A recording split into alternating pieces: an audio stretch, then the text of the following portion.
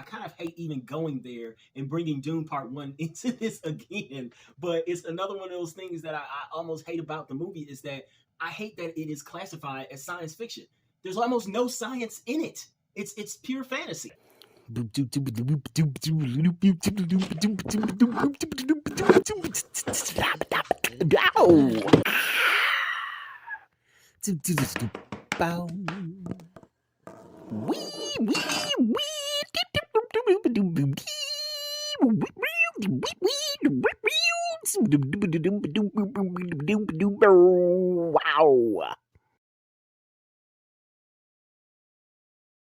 What's up, everybody? My name is MichaelStephenson. Welcome to my YouTube channel. You are currently watching my art/entertainment industry series in which I talk mainly about film, television, a little sprinkling of music, as well as book publishing in there.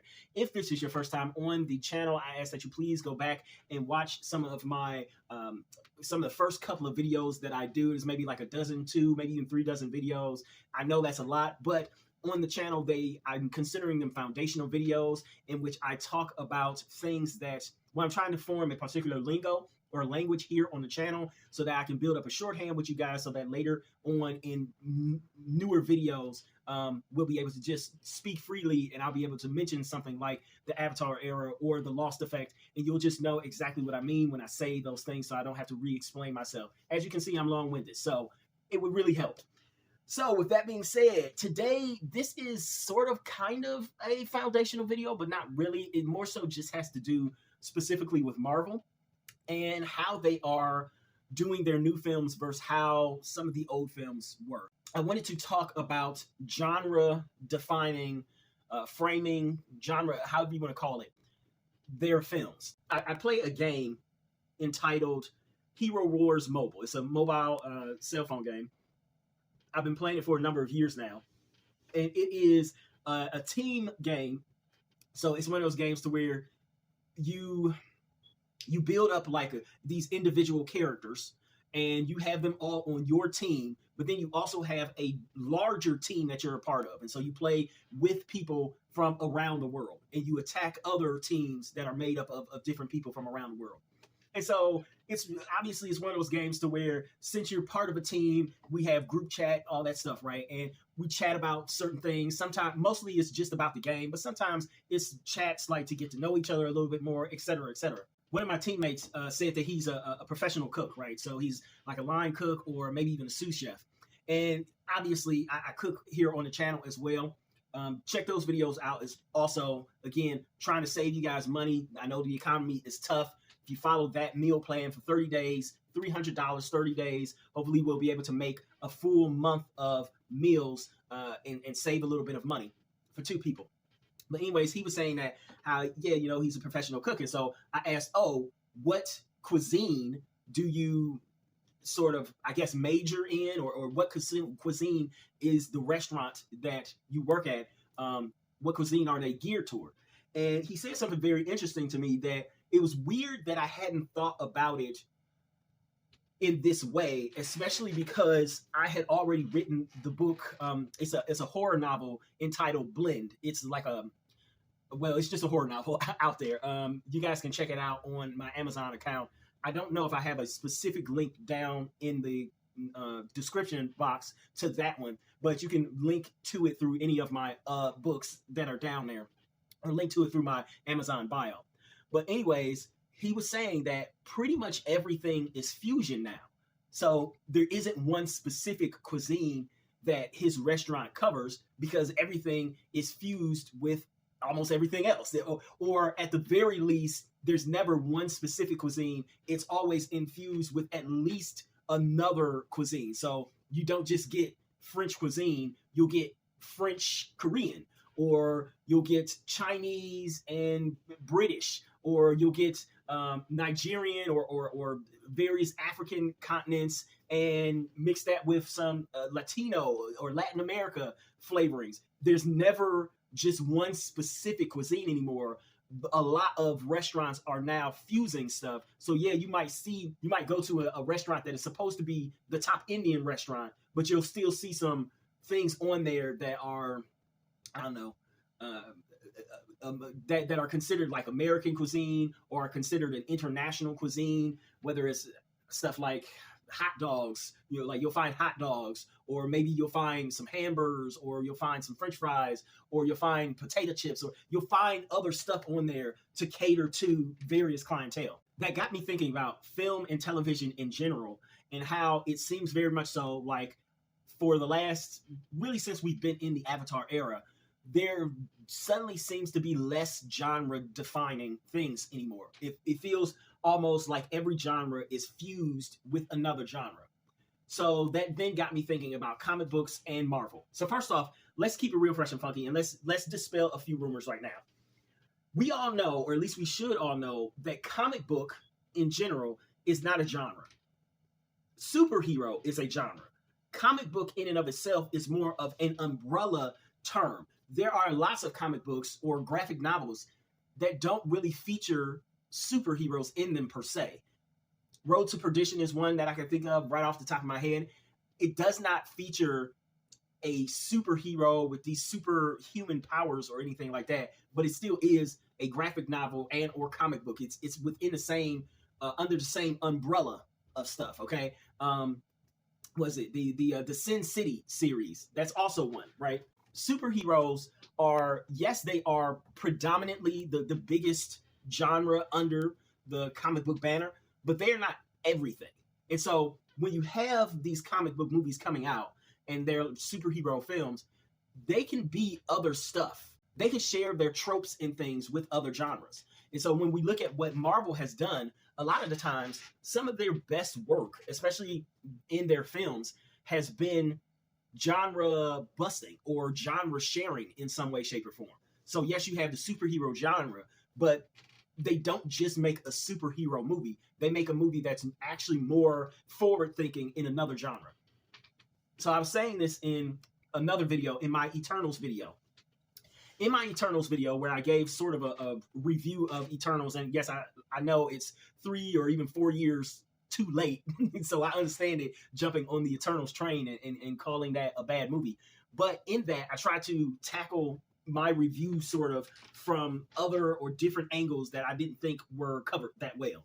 And one of the things that bothered me about the Eternals is that the Eternals had all of the makings of a potentially great mystery thriller with superheroes in it, and it kind of fumbled all of that to make what essentially amounted to just a straight up superhero film. It was so incredibly disappointing. It's just so incredibly disappointing, especially seeing as how Marvel has done this before. Well, let me step back first. First off, when we think of shared genres and things within the comic book or even the superhero films, we look at it and we could say that this is distinctively something that could also fit into this particular genre of film. So the Iron Man films, yes, they are superhero films, but they are also, without a doubt, grounded sci-fi films. So remember, yes, for a long time we have had science fiction movies, films, or movies, TV shows, and novels that delve into a lot of alien technology, a lot of going into space, things of that nature. As I mentioned at the very beginning of this video, Dune Part 1 is considered science fiction, although to me, it's not at all. It's really just fantasy. But almost anything that is based in to me, is future fantasy. But almost anything that is based in the future gets labeled science fiction, regardless of whether it actually has real science in it or not. Iron Man tries to have real science in it, even if the science in and of itself is, make-believe science. It tries to have real science in it. That's why it's the more grounded science fiction type of a story. We're talking about things like, I guess you can sort of call the Bionic Man, what was it? Y'all know the car, the David Hasselhoff car. I can't remember. Like I don't think I ever saw the series even on, because I know I wasn't old enough. I don't think I saw the series even on like repeats or in syndication, but y'all know the car that I'm talking about. Things of that nature, to where the $6 million man, to where science is actually close to doing those things or has already done them and surpassed them at some point. Iron Man fit very well into that sort of genre, is that there is science fiction that also happens to be a superhero story. And they meld it so well, so seamlessly together that it almost just feels like it is just one genre, when anybody who knows anything about the genres can tell, yeah, no, this is two genres. This is distinctively two genres.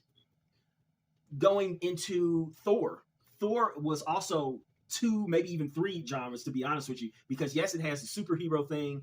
Yes, it has what is it?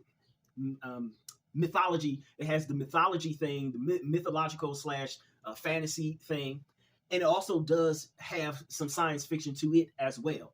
And you can throw in a little bit of family drama in there. So I guess technically it's four genres all mashed into one. At least the first Thor film.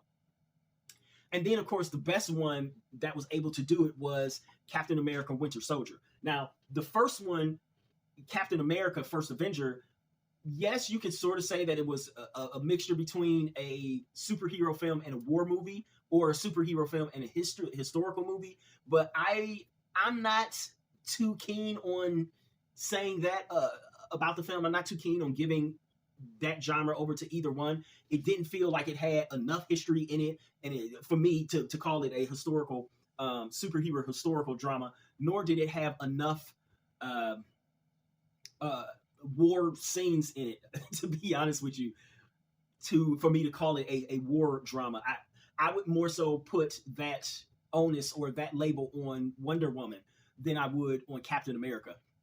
Wonder Woman felt like it was legitimately, and I know they're very similar films, but Wonder Woman, for some reason, it felt more like a real war drama.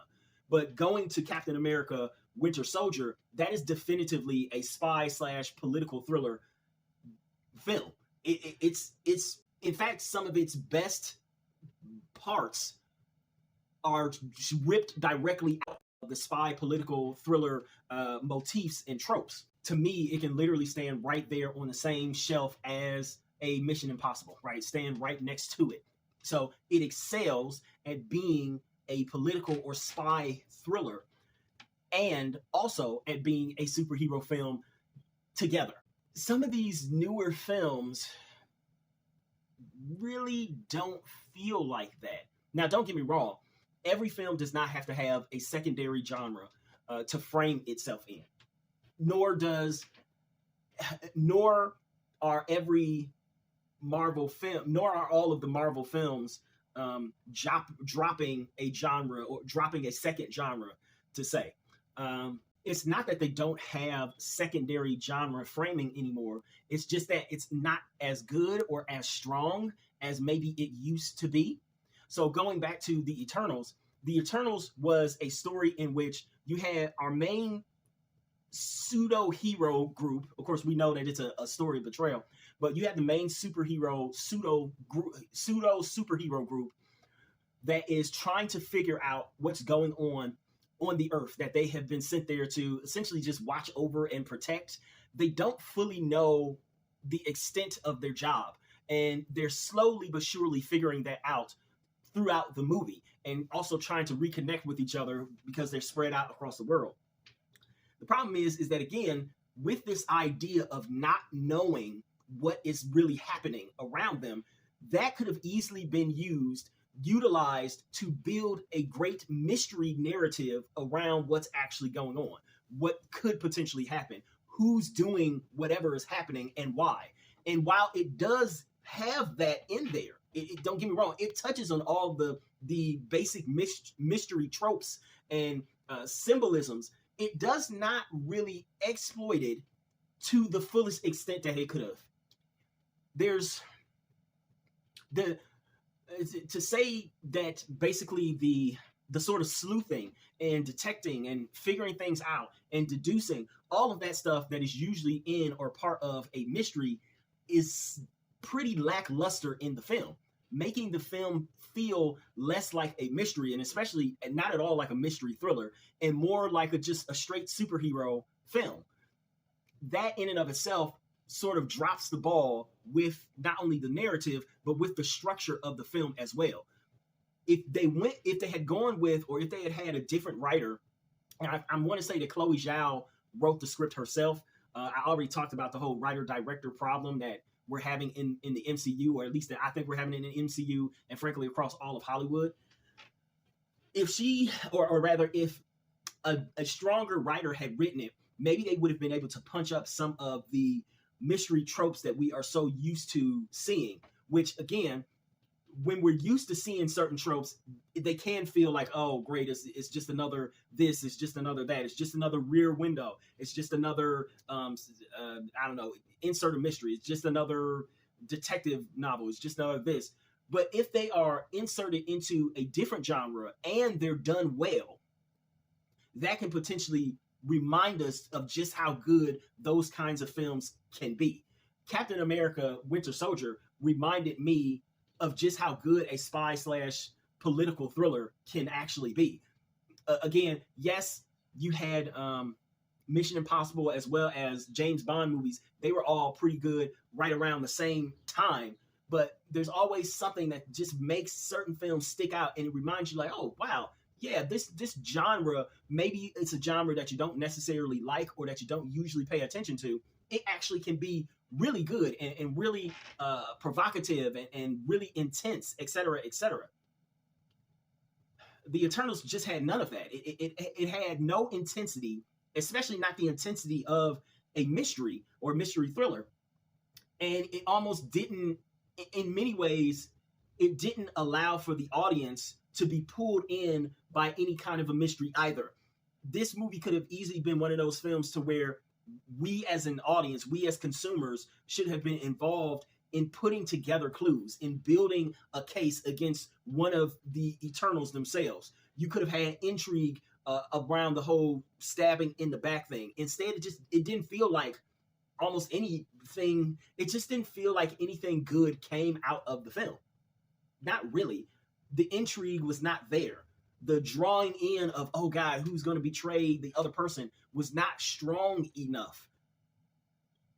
It just fell sort of flat because it felt more than anything like the filmmakers went into it thinking to themselves, okay, chiefly we are making a superhero film rather than, yeah, we're making a superhero film, but let's make a superhero film that also has a whole lot of mystery in it, a whole lot of mystery thriller goodness in it. Now, don't get me wrong. I don't particularly care for the reverse either, in which people, they want to make it into such a different genre film that they completely and totally forget that they also are making a superhero film. Case in point for that one was The Batman. I felt like The Batman was such an off kind of Batman that it didn't ever really feel like a Batman film. It felt a little too much like a mystery / detective film. And it almost, in some senses, as a matter of fact, news came out that this happened. It almost in some senses felt like Matt Reeves at some point in writing the script forgot that he was writing a superhero story and then realized, holy crap, I'm writing Batman. I need to go back in and put some action scenes and sequences in there. The biggest one that stood out to me was the whole freeway scene. Like, I feel like that was a secondary thought to him. The whole thing was just a complete and total mess. Somehow you cause this giant crash. You kill a bunch of people on the freeway. Batman should not be in some sort of... Batman just shouldn't be doing this kind of chase at all because he knows how many people are going to die. And then somehow at the end, you catch the villain who's doing this, Penguin, and y'all question him, and then y'all just let him go back out onto the street. I was like, what? That's the craziest thing ever. I digress. We're not talking about DC right now. We're talking about Marvel. Going back to Marvel's use of genres, as I said, it is not that they dropped the secondary genre framing device. It is that, in my opinion, they have been incredibly weak so far. So you look at some of the films that we've had, the new ones. Miss Marvel, the TV series, Shang-Chi, the film, Black Widow film, and there's another one I was thinking of. In some ways, Eternal itself also. All of them were steeped in family drama. The problem with family drama is that, if I'm being honest, family drama has never really been that strong of a genre in and of itself. So if you're going to have something where the secondary framing device is the family drama, to where, son hates father, father hates mother, mother hates daughter, etc., etc. And it's a big family type of affair. It's a big family fight. If you're gonna have that, you kind of need to punch up the family drama almost to 11. You kind of need to overdo it. You kind of need to overwrite it, just so that we feel it like, oh wow, this is really a family drama and these emotions are real, etc., etc.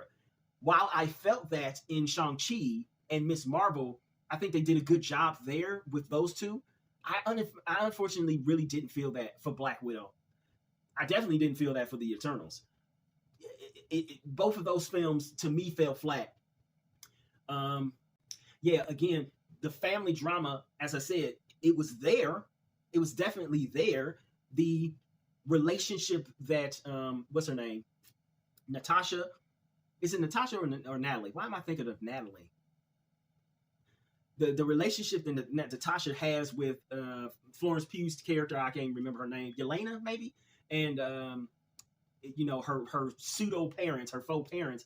It's interesting, but it never really feels like they could have been a legitimate family. Like, you know what I mean? It just there was always something missing in it. Now, maybe that's something missing. Maybe that's a good thing, because if you go back to my Marvel Through Lines video, you'll see what I was talking about there is that the through line that they probably should have for the post-Endgame era, at least through Kang, is this idea of love and family and how to create a perfect family, which is what Fantastic Four should show us how to do. But there was always something, going back to Black Widow, there was always something that felt off about the family drama, so that it never quite rose to the same level of importance within the film, in my opinion. To the same level of importance as the superhero-ness of the film. It always felt like it was on the back burner. Whereas in the previous films, whether it was Iron Man or Captain America or Thor, all of those felt like you had two genres that set evenly with each other. So you weren't just seeing a superhero film, you were definitely also seeing a spy thriller or a political thriller or a science fiction film. Didn't feel like that with Black Widow. Didn't feel like that with Eternals. And then you keep moving forward, and some of the films have sort of dropped a secondary genre framing device. Doctor Strange, Multiverse of Madness, I don't really know if there was a second genre that you could say it played into at all. They say that magic is the focus of his films, or, well, they said that they were going to focus on magic and space, but I'm trying to figure out what sort of magic, like, I don't think magic ever became a genre in and of itself.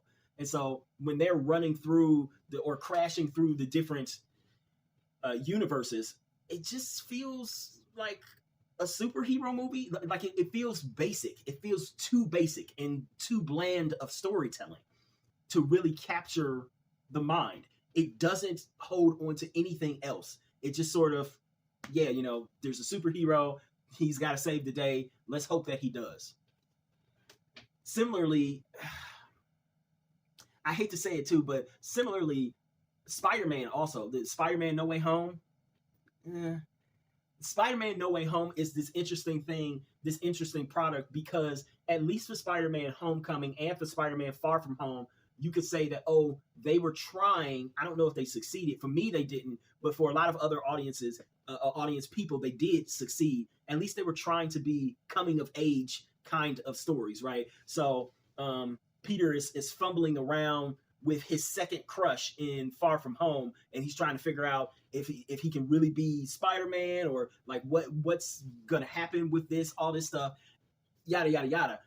And Spider-Man No Way Home, they pretty much drop almost everything that they had truly built up in the first two films, and even in his appearances in the other films, in the Avengers and in Captain America Civil War, they kind of drop all those strands just to cater to this idea of the multiverse and having other Spider-Man and having these other Spider-Man villains come in to the show. You go and you can't really say that it's a romance, like a teen romance, like maybe Far From Home was hinting at. You can't really say that, because Peter and MJ number one, there's almost no romance between them at all. And number two, they're almost not even really left alone throughout the entire film. Like, it's funny. It's funny because, you know, I don't know if I should say this because I've already said that I have a crush on Zendaya, and I really don't want to be seen as trying to poo-poo their relationship or anything. But I will say this: it is well.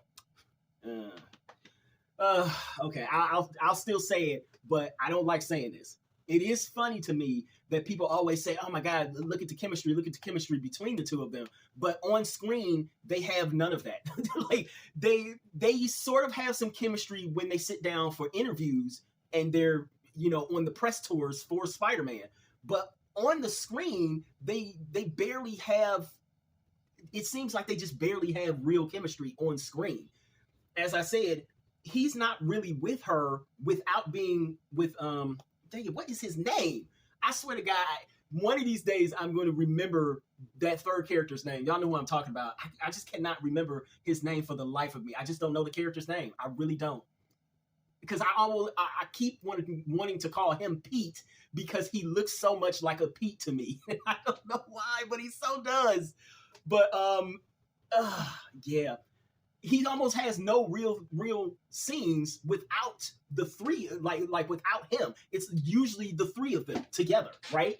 So you can't say that, oh yeah, it's a teen romance or a romantic drama or a romantic comedy because there's no romance in it.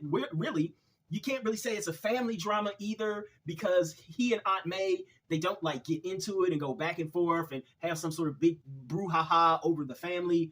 It doesn't really become anything except for like a very weak, very poorly written critique on modern fame and modern, you know, being rich and famous. It's like, like I'll be honest with y'all, I don't even like this particular show, but if I'm being quite honest, The Boys did it better.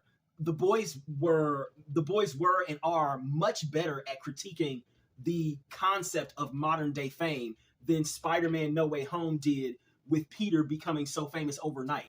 And of course, that's not really a genre. The one genre that you can say that it maybe sort of try to integrate in is that, once again, of science fiction. Because yes, Peter is trying to make these different things to help the villains from the different universes actually become good people and save them and save their lives, etc. But then also, is it really science fiction? Now, let me be clear. Y'all can ding me on this because I've only seen the movie once and I can't remember specific dialogue from it concerning the science. But from what I can remember, it was never actual scientific, like science. It was never scientific enough. It was not sciencey enough. It almost just always felt like I'm going to fix you, and we're going to fix you by making this concoction that's going to hopefully make you less evil. And then here you go, apply this concoction or this chip or whatever. Trust me, bro. And that was pretty much the extent of the science. I don't remember him describing in detail what exactly he was doing with the science there. It was always like, you understood the end result of what he was doing, but compare that to the science of Bruce Banner and Tony talking in the Avengers, or Tony building his first legitimate Iron Man suit in Iron Man 1. And it feels like it feels legitimately, even though some of the science is just like, you know, it's pseudo or it's make-believe, it makes you feel like it's real science. Spider-Man science, not really. But like I said, you can give it the sci-fi thing, especially because they're bringing people over from other universes, all that stuff. But I wouldn't give it that. It just felt like a superhero movie. Like they were just trying to make a superhero movie, which again felt a little shallow to me. Then you have some of the other movies, whether it's Black Panther, Wakanda Forever, or I think I already covered Doctor Strange, Multiverse of Madness. Jesus, what others do you have? Even the Marvels to an extent. Well, no, the Marvels just period. None of them felt like movies that had a secondary genre framing device to where, yes, I'm going to see a superhero movie, but I'm also going to see a movie that is definitely an insert this genre type of movie. Ant-Man and the Wasp: Quantumania tried to do it by making Ant-Man and the Wasp a fantasy film, which is weird, the progression there, that it started the trilogy or the franchise, the mini franchise within the wider MCU. It started as a heist film, just a straight heist film, and somehow it ended as a fantasy film. I don't know. That's a very interesting progression there. But did it really? It, to me, it became a fantasy while sacrificing almost everything else about what it was and what it could be. It sacrificed character development. It kind of sacrificed who Ant-Man was just in general. Yeah, in doing this genre transition, it lost almost everything that made Ant-Man, the first film, a good movie. So I don't know. This genre framing is a very interesting thing because I don't know if you necessarily need for superhero films to be two or more things in order to work. But I do know that some of the best films that we've had have been two or more things, and they work exceedingly well. That's all I'm trying to say. They work exceedingly well. I would love to see, and Deadpool, the first Deadpool, or was it the second one? No, I think it was the first one. The first Deadpool, right? They tried to trick everybody into thinking that it was like a romantic comedy or a romantic drama. But if you watch the movie, it legitimately is a double genre film. Like, it really legit is a romantic comedy within a superhero shell. Now, this is going to take a while.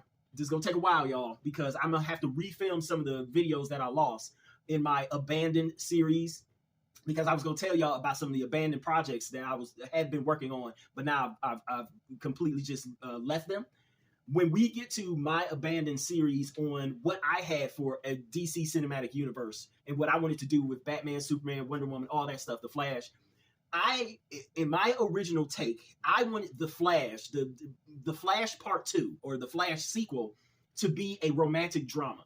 Now, y'all gonna have to hold on to that for a month or two, maybe even 3, because my idea for The Flash as a romantic drama, it was different. It was different, y'all. I'm just saying that. I would love to see a romantic drama in Marvel, where they are superheroes, but also they share the genre of superheroes shares screen time with romantic drama, with two superheroes or a superhero and a regular person, what have you, falling in love. And that is the crux of it, of the story. I would love to see that. I know some of y'all feel weird about, because y'all don't even like girls, apparently. Like, y'all don't even like women, apparently. So having anybody fall in love that's a superhero or a superheroine, I guess that offends you guys. But I would love to see it myself. I really would. I would also like to see more spy thrillers, more political thrillers. And to be honest with you, with Daredevil coming back, I watched the Daredevil in all of the Marvel Netflix series. I have a video out on how I felt about all of them. But I would actually love to see a legitimate legal thriller, not just one to where they're in the courtroom maybe for like 1 or 2 episodes. Make it a movie or make it a TV series. And if you make it a TV series, I want the majority of what happens to be in the actual courtroom before the action and stuff starts to take off. As a matter of fact, you can have the action in the courthouse. I would love to see something like that. That would be cool. That would be cool. But if they're going to keep going with this family drama stuff, I feel like they need to punch it up a little bit more. They need to make it a little bit more. They just need to add more to it. There's just something that's missing there. Something that's missing. So I think I'm going to end this video here. What sort of genres would you guys like to see? Because, again, with the Marvels, I felt like it was just a regular superhero film. Let me just say this real quick. I felt like it was just a regular superhero film to where they went in and Nia DaCosta was like, yeah, I just want to make a superhero movie. As opposed to what it could have been. I feel like it could have been a space opera or even another family drama film. But I don't really feel like it hit on either level. I don't think it really was a space opera. Guardians of the Galaxy Volume 3 was more of the space opera. and even that was just sort of, yeah. It was okay as far as being in that genre, not as a movie as a whole. It was okay in that genre, but it wasn't. To me, it honestly wasn't even as big as the first Guardians of the Galaxy, which was most certainly a space opera type of thing. So yeah, I said my piece. What do you guys think about the genres? Is there a genre of film or of storytelling in general that you would love to see the MCU cover in a film or in a TV show? Um, yeah, I don't have a sign off. While I don't have an official sign off yet, I guess I should do the whole please like, comment, share, and if you so desire and you want to see more, subscribe. But more importantly, I will ask that you please, please, please go and purchase one of my books. They are mostly ebooks, and pretty much they are all under $10. See if any of my work is actually any good, if it lives up to any of the things that I'm talking about here on my channel, specifically with the entertainment industry videos. So please go purchase my books. All of my links are down below. Thank you.